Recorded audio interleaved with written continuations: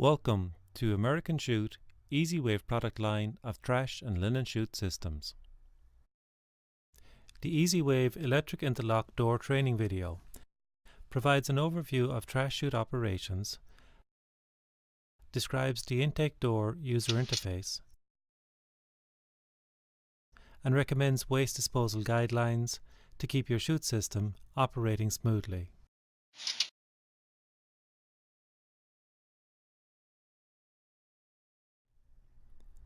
The most basic form of a chute is a cylindrical pipe installed between each floor of a high-rise building.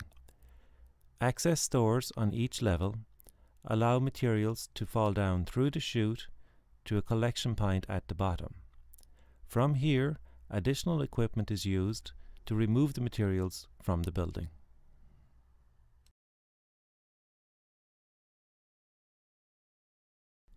Normally, the main components of the chute will be the chamber that passes down through the building, intake doors at each of the upper levels, and a control system used to interface between upper level doors and material handling equipment at the base of the chute. Many chute systems will also include optional equipment such as smoke detectors, heat sensors, washdown systems, and other auxiliary equipment as determined by specific site installation requirements. Chute intake doors are the main focus of this video. However, we need to understand that the control system will lock and unlock doors based on the condition of all equipment in the chute. For example, if a trash compactor at the base of the chute is full, the control system will not unlock the intake doors. However, the most common feature of the control system is to unlock only one door at a time. When one door is open, all the other doors will be locked.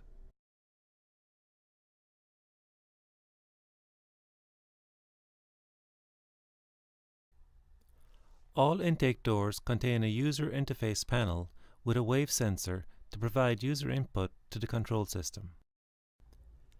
To generate a door open request, make a motion in front of the sensor. The control system will detect the input and respond appropriately. User feedback about the operating status of the chute is provided by the LED indicator.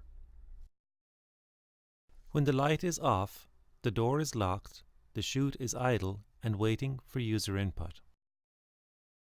When the light is green, the chute is ready, the door is unlocked and may be opened.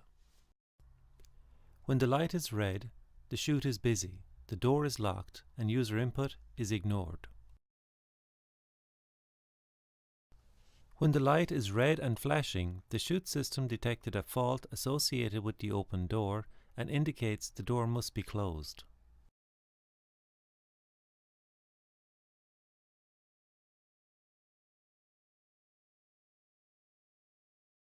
To open a door under normal conditions, wait for the indicator light to be off. Make a motion in front of the wave sensor. The indicator light will flash red momentarily during chute equipment setup, and green when the door is unlocked.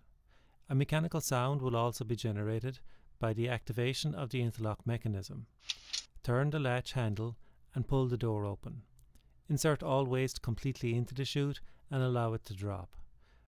Release the door and allow it to close automatically. Do not push the door. After the door closes, the indicator turns red while the system waits for materials to fall out of the chute. The indicator turns off when the cycle is complete, and now the system is idle and waiting for the next access request.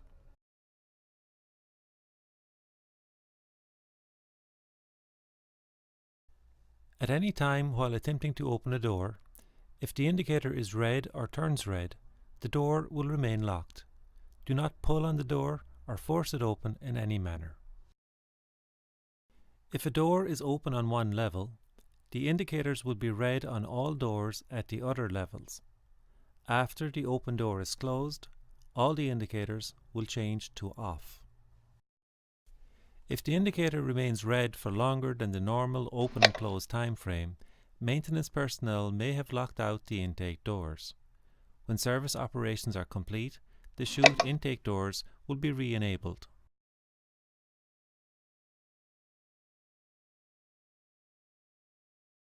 Doors are equipped with a tamper protection system to lock out a door receiving too many instructions. If the motion sensor is activated over 4 times within a 90-second period, tamper lockout is activated. The interface panel will not respond to any input and the chute door will remain locked. In this mode, the indicator light flashes red 1 time with each user input. The door will not return to normal operation until it has been left inactive for 90 seconds. Lockout only affects the door being tampered with. All other doors on the chute function normally.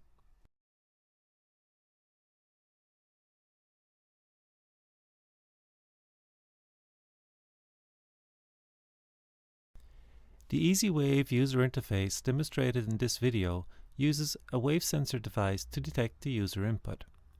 An Easy Push user interface is also available and uses a push button switch to detect the user input. Both interfaces are identical except the wave sensor device is replaced with a push button switch. All other features and functions are identical, and it's possible to have a mixture of both Easy Wave and Easy Push interfaces on the same chute system.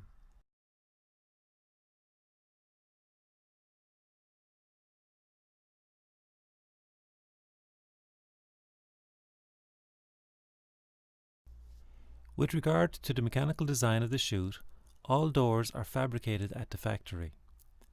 Door panels are pre-hung and the stainless steel finish is protected with a temporary plastic covering. Door locking control components are installed and covered with a temporary steel plate. Door frame trim panels are provided and shipped with all doors. During the final building construction phase and after the wall finish is complete, the protective cover should be removed, the stainless steel trim panels should be installed around the door frame, and the user interface panel should be installed over the control equipment compartment. Adjust final placement of trim panel pieces to provide clearance around all moving parts of the door panel, door locking latches, and the user interface sensors. As a final part of the chute system setup, all door handles on an electric interlock chute should be unlocked because it's necessary to turn the handle to open the door after the control system releases the locking mechanism.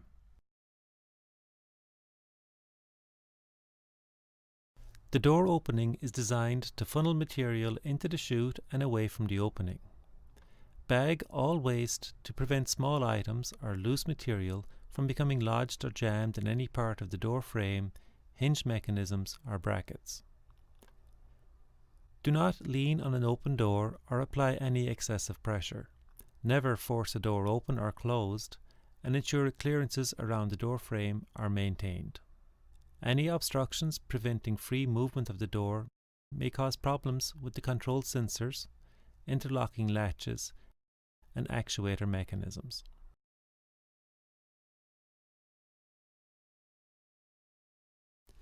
With regard to waste disposal practices, the chute system essentially provides waste transportation. Rules and regulations about specific types of materials are determined by the waste management company responsible for removal of waste from your building. Ideally, waste disposal information will be posted near intake doors. In addition to waste management requirements, avoid oversized objects or light bulky material such as styrofoam packaging. These items may get lodged or jammed inside the chute, creating blockages that cause material to back up inside the chamber. This concludes our training video, and thank you for choosing American Chute EasyWave product line of trash and linen chute systems. Please refer to the EasyWave chute system operating instructions and the EasyWave chute system installation manual for additional information.